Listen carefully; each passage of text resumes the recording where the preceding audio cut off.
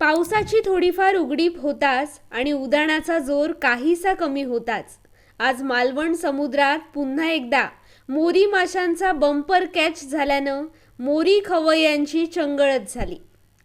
दांडी किनाऱ्यावरील सकाळच्या लिलावात 500 रुपये प्रति किलोचा दर या मोरीला मिळाला। या मोरीबरोबरच मोठ्या साईजचा मध्यम प्रमाणात बांगडा देखील मच्छीमारांच्या जाळ्यात सापडला। या बांगड्याला देखील प्रति बुट्टी 1200 ते 1500 रुपये असा दर मिळाला। तळ कोकणातील मत्स्य खवय्यांचा मोरी मटण हा सर्वात स्पेशल मेनू असतो। हे मत्स्य खवय्ये वाटेल तेवढी किंमत देऊन मोरी मासा विकत घेत असतात। मात्र पूर्वीप्रमाणे आता सिंधुदुर्गच्या समुद्रात मोठ्या साईजचा मोरी मासा मिळणं बंद झालं होतं।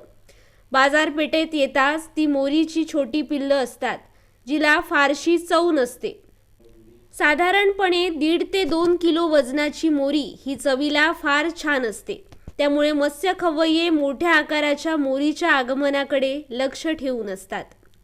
मोरी आणि बांगड्याच्या या आवकेने आज दांडी किनाऱ्यावर मासे कापून देणाऱ्या मच्छीमार महिलांचाही धंदा समाधानकारक झाला। दांडी किनाऱ्यावरील या लिलावातून विकली गेलेली मोरी आज जिल्ह्यातील स्थानिक बाजारपेठांमधून मत्स्य खवय्यांसाठी उपलब्ध होणार आहे।